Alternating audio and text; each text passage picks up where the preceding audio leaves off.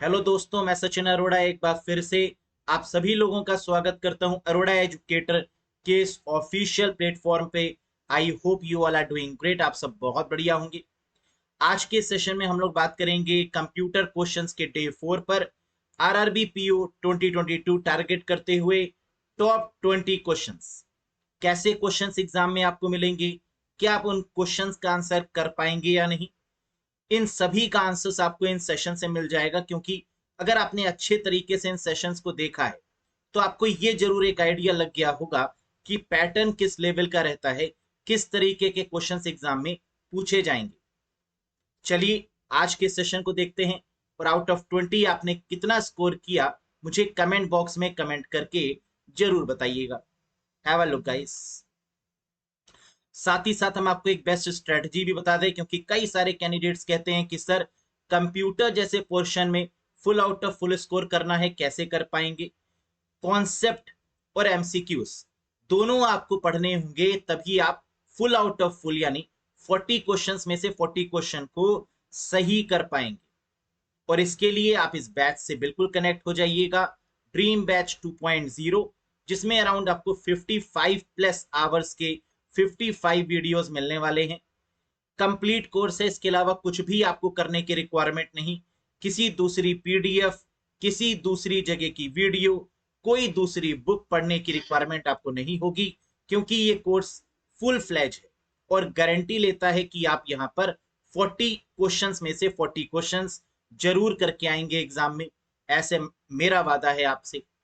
Sir कैसे connect हो सकते हैं, तो इसके लिए आप अरोड़ा एजुकेटर ऐप को इंस्टॉल करिएगा iOS या फिर प्ले स्टोर पर, और इसमें सर्च कर लीजिएगा IBPS RRBPO क्लर्क 2022 और इससे आप कनेक्ट हो जाइएगा। कोई कंफ्यूजन, कोई भी डाउट अगर आपको है तो दिए गए नंबर पे व्हाट्सएप करके भी आप कंफर्म कर सकते हैं। बाकी चलिए आज के सेशन में जानते हैं बेस्ट 20 क्वेश्चंस को। Have a look guys. ये क्वेश्चन ऐसा है जो हमने आपको प्रीवियस सेशन में यानी सेशन 3 डे 3 में होमवर्क में दिया था और आपसे कहा था कि कमेंट करके इसके आंसर को बताइए। Name the latest version of Mac operating system. देखिए लेटेस्ट टेक्नोलॉजी से क्वेश्चन इसलिए भी एग्जाम में आते हैं क्योंकि पेपर का नाम है कंप्यूटर अवेयरनेस, यानी अवेयरनेस से भी क्वेश्चन आएंगे, यानी लेटेस्ट क्वेश्चन भी आपको मिलेंगे टेक्नोलॉजी के रिगार्डिंग। प्लस कंप्यूटर के जो टॉपिक्स हैं उनसे भी क्वेश्चन देखने को मिलेंगे। तो latest version of Mac operating system, जिसकी फुल फॉर्म है मैकिनटोश ऑपरेटिंग सिस्टम, और ये है कौन सा गाइस? बिल्कुल सही, दैट इज मॉन्टेरी। मॉन्टेरी आपका लेटेस्ट मैक ऑपरेटिंग सिस्टम है। इसके बारे में अगर हम आपको बताएं तो ये 25 अक्टूबर 2021 को लॉन्च किया गया। मैक ऑपरेटिंग सिस्टम 12 के नाम से भी इसको जानते हैं। कई बार ऐसा भी हो जाता है कि नाम से नहीं देते, इसको वर्जन से दे देते हैं। तो आपको ये याद रखना है कि मैक ऑपरेटिंग सिस्टम 12 ही मॉन्टेरी, राइट। गंगाधर ही शक्तिमान है, ठीक वैसे ही मैक ऑपरेटिंग सिस्टम 12 ही मॉन्टेरी है। नेक्स्ट, पहला क्वेश्चन आज के सेशन का ये रहा। बहुत आराम से पढ़िए और आंसर देने की कोशिश करिए। Least line is also known as. Computer में जो लीस्ट लाइंस होती हैं इनको किस नाम से जाना जाता है? बेसिकली नेटवर्किंग से ये क्वेश्चन आया है, और नेटवर्किंग में लीस्ट लाइन का मतलब क्या है ये आपको बताना है। Switch line, dial up line, ISDN line, dedicated line, या all of these? Correct answer होगा डेडिकेटेड लाइंस। लीस्ट लाइन को डेडिकेटेड लाइंस कहते हैं, जो नेटवर्किंग में सभी नोड्स यानी कंप्यूटर्स को आपस में कनेक्ट करती हैं। जो भी आपको पॉइंट इंपॉर्टेंट लगे उसको जरूर नोट डाउन करते चलिएगा, ताकि एग्जामिनेशन में आप उसको एक बार रिवाइज कर पाए। Next, which one of the following is a measurement of the capacity of the telecommunication line? आपको बताना है कि इसमें से मेजरमेंट यानी यूनिट कौन सी होती है जब आप मेजर करते हैं किसको? टेलीकम्युनिकेशन लाइन की कैपेसिटी को। टेलीकम्युनिकेशन लाइन का मतलब नेटवर्किंग में जब हम लोग सिस्टम्स में डेटा को ट्रांसफर करते हैं तो वहां पर जो स्पीड होती है उसकी मेजरमेंट यूनिट क्या होती है? कुकीज, बैंडविथ, नेटिकेट, फ्रीक्वेंसी, या हर्स? करेक्ट आंसर होता है टेलीकम्युनिकेशन लाइन कैपेसिटी के सेंस में बैंडविथ। जैसे कि आपने कई बार सुना भी होगा कि आपके यहाँ क्या ब्रॉडबैंड लगा हुआ है या नहीं। इसका मतलब ब्रॉडबैंड जब लगाया जाता है तो उससे हाई स्पीड आती है, और ब्रॉडबैंड की फुल फॉर्म भी क्या होती है, ब्रॉड बैंडविथ। तो यहीं पर हम लोग क्या डिस्कस कर रहे हैं, bandwidth, right. Next question guys, very very important one, इस तरीके का क्वेश्चन एग्जाम में जरूर आता है। Which of the following pair of number of subscribers on YouTube channel and YouTube play button is correct? YouTube से ये क्वेश्चन दिया जा रहा है और YouTube बहुत पसंद है IBPS को इनफैक्ट। तो मुझे बताइए कि YouTube प्ले बटन एक प्रोवाइड करता है अपने उन सब्सक्राइबर्स को जो इन लिमिट्स को क्रॉस कर देते हैं। तो एक गिफ्ट देता है YouTube यानी गूगल अपनी तरफ से। तो ये कब देता है, कितने सब्सक्राइबर्स पर देता है, ये आपको बताना है। 5 लाख पे गोल्ड प्ले बटन, क्या ये सही है? 1 लाख पर silver play button, 10 lakh diamond play button, कौन सा ऑप्शन होगा करेक्ट, बताइएगा। Second and third, first second and third, first and third, only second या ओनली वन। 5 लाख पे गोल्ड प्ले बटन गलत है, 10 लाख पे डायमंड प्ले बटन ये भी गलत है, जबकि 1 लाख पर सिल्वर प्ले बटन मिलता है, ये करेक्ट है। तो करेक्ट आंसर यहां पर होगा only second is the valid one. इस तरीके के क्वेश्चंस भी एग्जाम में देखे जाते हैं, जहां पर 3 ऑप्शन दिए जाते हैं, फिर उनकी पेयरिंग करके आपसे पूछा जाता है। All types of YouTube play button आप देख सकते हैं। जब 1 लाख सब्सक्राइबर्स कंप्लीट होते हैं तो सिल्वर प्ले बटन मिलता है। बाकियों की कंप्लीट इंफॉर्मेशन भी हम आपको दे देते हैं। Here it is guys, 1 lakh subscriber पे सिल्वर प्ले बटन यूट्यूब के द्वारा मिलता है। 10 लाख सब्सक्राइबर्स यानी 1 मिलियन पर गोल्ड बटन दिया जाता है। 100 लाख सब्सक्राइबर्स यानी 10 मिलियन होने पर डायमंड बटन मिलता है। और 1000 लाख यानी 100 मिलियन कंप्लीट होने पर रेड डायमंड मिलता है। तभी आपने जरूर ये कहते हुए सुना होगा कि चैनल को सब्सक्राइब जरूर कर लीजिएगा, जिससे कि जो मोटिवेशन है ना, वो भी बटन्स के फॉर्म में जो वीडियो बना रहा है, जो वीडियो दे रहा है यूट्यूब पे, उसके पास पहुंच जाए, है ना। तो देरी किस बात की, आप भी सब्सक्राइब कर लीजिए, राइट। नेक्स्ट, तो आप देखिए यहां पर हमने आपको दिखाया भी है कि किस तरीके से ये बटन्स अवेलेबल हैं और किस तरीके से भेजे जाते हैं। तो सब्सक्राइबर्स की लिमिट होने पर ये अवार्ड है जो यूट्यूब देता है अपने क्रिएटर्स को। Next, in which year Apple introduced its first iPhone? किस ईयर में एप्पल ने अपने फर्स्ट आईफोन को बनाया? एप्पल बहुत पसंद है आईबीपीएस को, और एप्पल से क्वेश्चन जरूर देता है, एप्पल कंपनी बहुत फेवरेट है इनफैक्ट। तो in which year Apple introduced its first iPhone, कब पहला आईफोन इंट्रोड्यूस किया गया? ये रहे ईयर्स आपके सामने। करेक्ट आंसर है 2007 में पहला आईफोन इंट्रोड्यूस किया एप्पल, राइट। अब इसके बारे में भी एक बार जानिए क्या है पूरी कहानी। पहला जो आईफोन था उसका नाम था आईफोन 2G। किसके द्वारा दिया गया? Steve jobs, the founder of the Apple company, the Apple CEO Steve jobs unveiled the first iPhone on Jan 9, 2007, यानी 2007, 9 जनवरी 2007 में इंट्रोड्यूस किया पहला आईफोन, जिसका नाम था iPhone 2G। Next, in MS power point 2021 यानी लेटेस्ट वर्जन की अगर बात करें तो MS ऑफिस का लेटेस्ट वर्जन 2021 है। Which shortcut key is used to centre align the selected text? Centre align करने के लिए कौन सी शॉर्टकट की है? Control E, control L, control J, control R, या none of these? Correct answer होगा control plus E for the centre alignment. Control L से left alignment होता है, कंट्रोल जे से जस्टिफाई, कंट्रोल आर से right alignment, और control ई से centre align किया जाता है। Next, in hard disk sector generally contain dash bytes. Previous years में पूछा गया क्वेश्चन और कई बार ये क्वेश्चन रिपीट हुआ है इनफैक्ट, बताइएगा। हार्ड डिस्क में सेक्टर जो होते हैं वो कितने बाइट्स के होते हैं? हार्ड डिस्क ट्रैक और सेक्टर से मिलकर बनी होती है, जहां पर जो सेक्टर्स होते हैं जहां पर डेटा स्टोर किया जाता है। तो हार्ड डिस्क में कहां पर डेटा स्टोर होता है? तो आंसर है सेक्टर में, और हर एक सेक्टर 512 बाइट का होता है। Answer is 512 bytes. 512 बाइट तो दिया नहीं है, यानी इसको लिख सकते हैं 2 to the power 9 bytes. So correct answer is 512 bytes, 2 to the power 9 bytes, and hard disk is the set of tracks and sector. Data कहां पर स्टोर होता है हार्ड डिस्क में? तो आंसर होगा सेक्टर में। Next, which of the following cyber crime is basically used for committing financial crimes?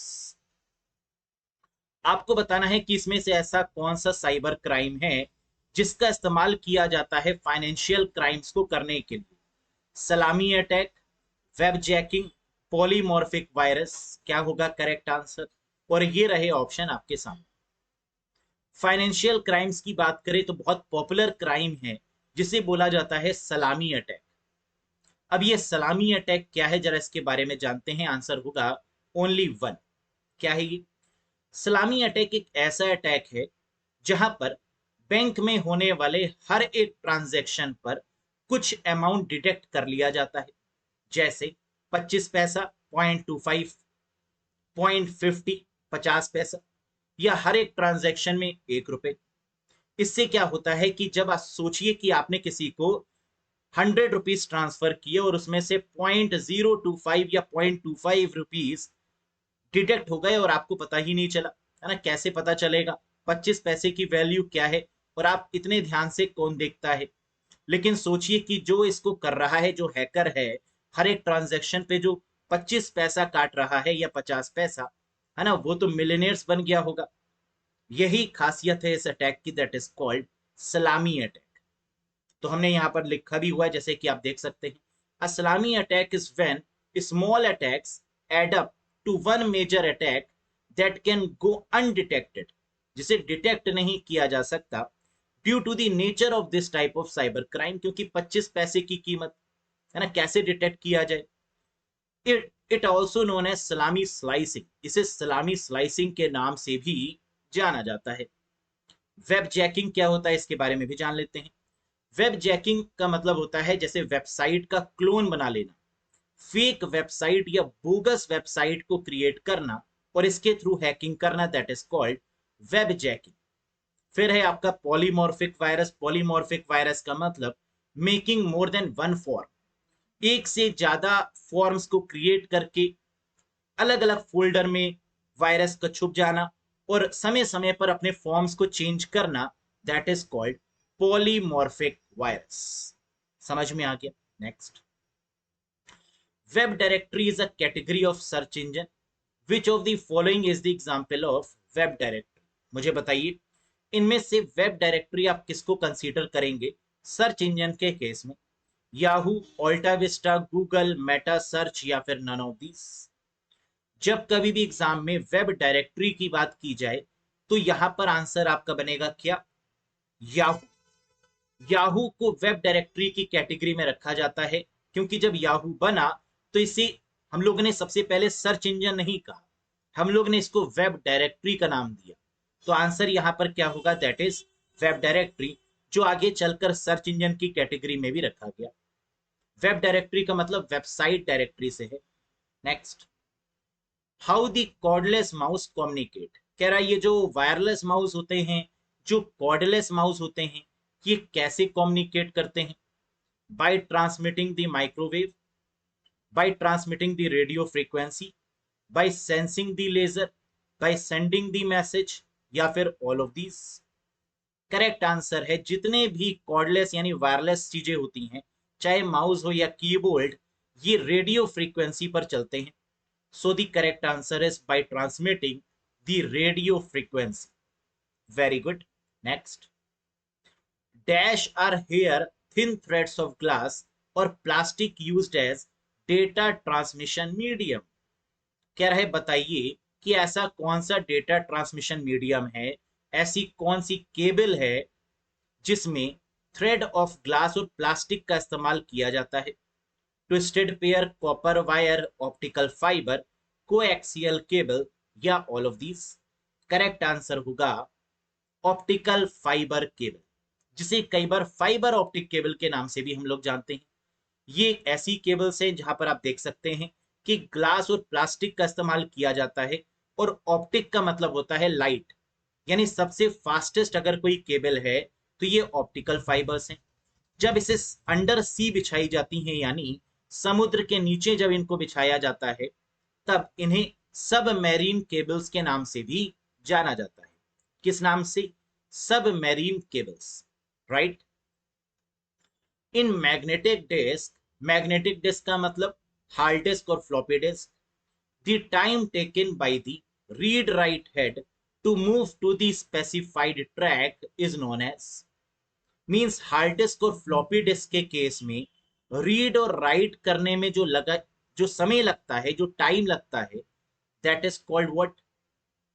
The time taken by the hard disk और the floppy disk to read and write the disk is called, the correct answer is what? बताइएगा। Latency, data transfer, rotational, seek या फिर none of these?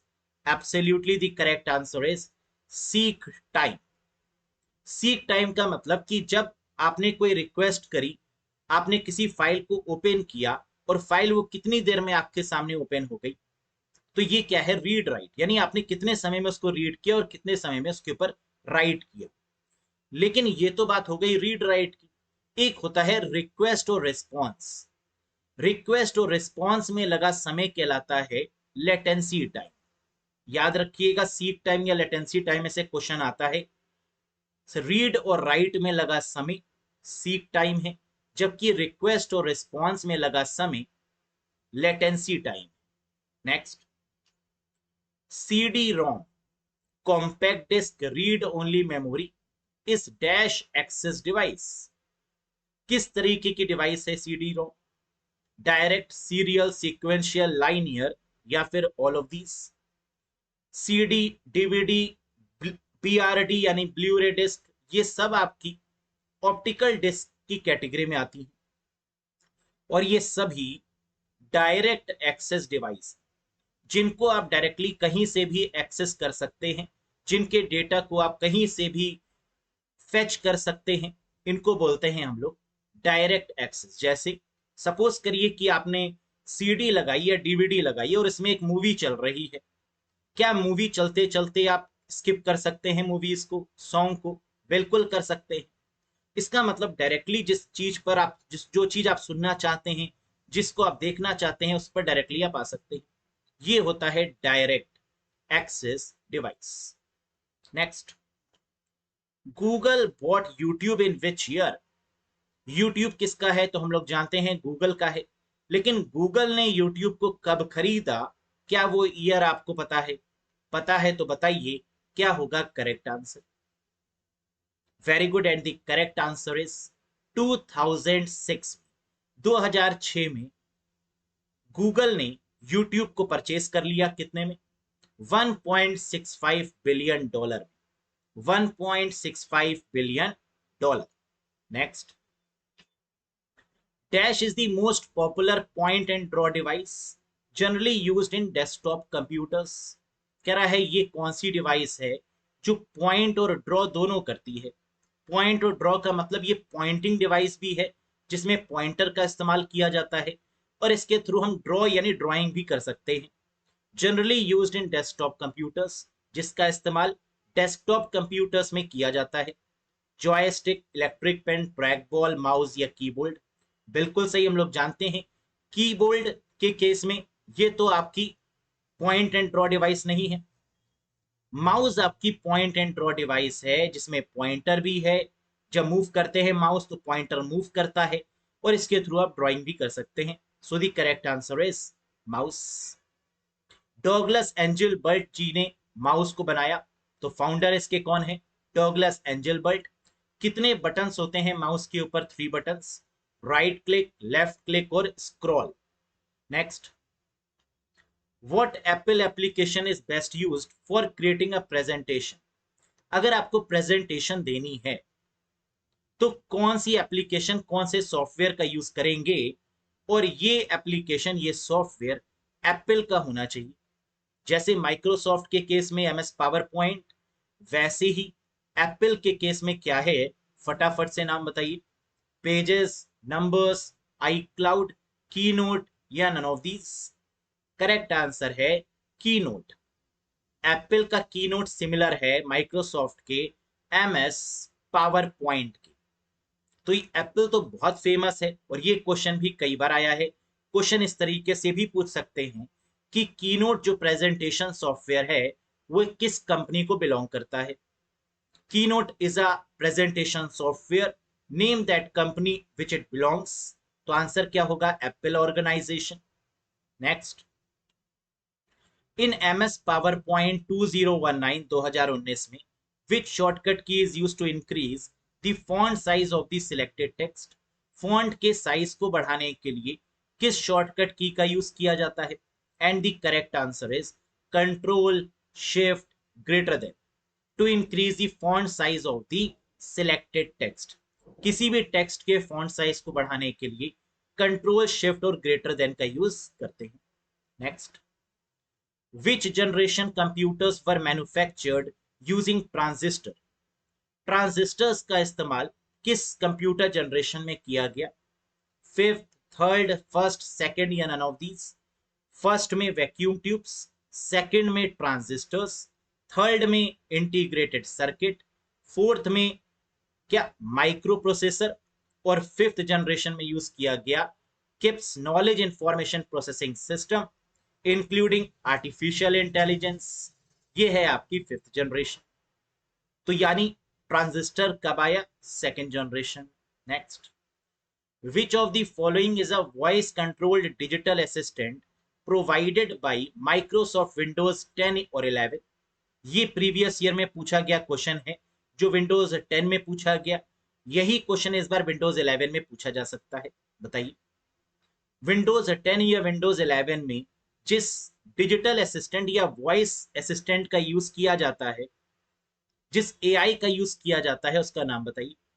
Hello, Siri, Alexa, Cortana या फिर Bixby?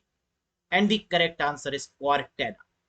यानी use किया जाता है कॉर्टेना का। आपने देखा होगा कई बार लिखा रहता है कॉर्टेना, जो क्या है? डिजिटल असिस्टेंट है या फिर वॉइस असिस्टेंट है।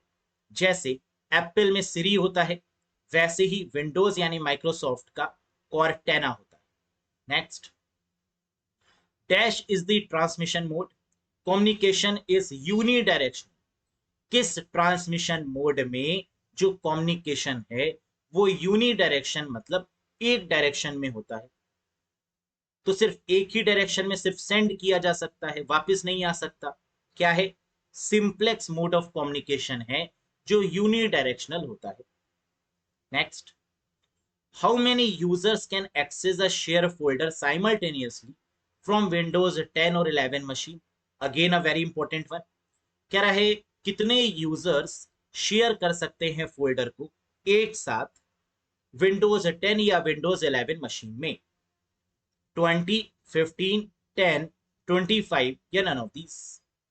क्या होगा करेक्ट आंसर गाइस? बिल्कुल, and the correct answer is 20 users can share the folder simultaneously in Windows 10 और इन विंडोज 11। सो आई होप कि 20 में से आपने मैक्सिमम स्कोर किया होगा। कितना स्कोर किया कमेंट करके जरूर बताइएगा। इन 20 क्वेश्चंस में कोई भी डाउट है तो आप उसको कमेंट बॉक्स में जरूर पूछिएगा। बाकी ये रहा आपका वो क्वेश्चन जो आपको कमेंट करके बताना है कमेंट बॉक्स में। बताइए, विच protocol is not used in email? इनमें से ऐसी कौन सी प्रोटोकॉल है जो मेल में यूज नहीं होती? SMTP, POP3, IMAP, UDP या all of this? SMTP simple mail transfer protocol, POP3 post office protocol version 3, IMAP internet message access protocol, UDP user datagram protocol या फिर ऑल ऑफ दिस? क्या होगा इसका correct answer? Comment box में जरूर comment करके बताइएगा। कैसा लगा आपको सेशन पसंद आया हो तो लाइक जरूर करिएगा। चैनल पर नए हो तो सब्सक्राइब कर दीजिएगा। और अगर जुड़ना चाहते हैं बैच से, जो कि one of the best batch है IBPS के सभी एग्जाम्स के लिए, बैंकिंग के सभी एग्जाम्स के लिए, इधर it is a GBO scale 2 scale 3 और IBPS RRBPO और क्लर्क, क्योंकि यहाँ पर बेसिक से एडवांस तक सब कुछ कवर किया गया है। Concept, MCQs, PDF, mock test, सब चीज आपको यहाँ मिलेंगी। कोई दूसरे सोर्स की रिक्वायरमेंट नहीं। बढ़िया तरीके से पढ़िए, बार बार रिवाइज करिए पीडीएफ की मदद से, एक बार वीडियो देखिए, टारगेट बनाइए कि 15 दिन में हमें सारी वीडियोस देख लेनी है, ऐसा टारगेट बना के चलिए। जितने दिन रिमेनिंग रह जाएं उसमें पीडीएफ को बार बार रिवाइज करिए। यही सक्सेस का एक तरीका भी है, क्योंकि जब तक आप रिवीजन नहीं करेंगे तब तक उसको आप रिकॉल या कनेक्ट नहीं कर पाएंगे एग्जामिनेशन। और याद रखिए कि 40 क्वेश्चन सिर्फ करने नहीं है, 40 क्वेश्चन आपको बहुत तेजी से भी करने हैं। इसका मतलब क्वेश्चन आपने पढ़ा, आंसर आपको आना चाहिए, ऑप्शन में जाने की रिक्वायरमेंट नहीं होनी चाहिए, आपको याद होना चाहिए कि इस क्वेश्चन का ये आंसर होगा, तभी आप बेटर स्कोर कर सकते हैं कंप्यूटर में। सो आई होप कि आप सब कंप्यूटर में और बाकी सब्जेक्ट्स में बेटर स्कोर करेंगे, और बहुत मन लगाकर आप लोग ने पढ़ा है तो ये जो आपकी मेहनत है ये जरूर कामयाब होगी। बस हारिए नहीं, है ना, लगे रहिए। थोड़ा सा दिन और बचे हैं आपकी मेहनत के, फिर उसके बाद तो वही बढ़िया सा केबिन, एसी वाला केबिन, है ना, बैंक की जॉब, बढ़िया, मिश्रा जी, गुप्ता जी, है ना, इस नाम से फिर आप लोग सब जाने जाएंगे। तो आपको जी जी लगा के हर कोई बोलेगा। तो ड्रीम करके देखिए ऐसी बढ़िया जॉब, है ना, जहां हर कोई आपके एक साइन के लिए एक एक घंटे इंतजार करेगा। तो इतनी मेहनत जो आपने करी है उसका रिजल्ट तो पॉजिटिव होगा ही होगा। हारना नहीं है, रुकना नहीं है, मंजिल को देखना है, और ये देखना है कि कितने करीब हम लोग आ चुके हैं। अब यहां से एक छोटी सी गलती आपको बैक कर देगी, है ना, तो कोई गलती आपको नहीं करनी और आप करेंगे भी नहीं। बहुत स्मार्ट हैं आप लोग। तो बेस्ट ऑफ लक गाइस, ऐसे ही पढ़ते रहिए। मिलेंगे बहुत जल्द एक नए सेशन में। Till then bye bye and take care to all of you.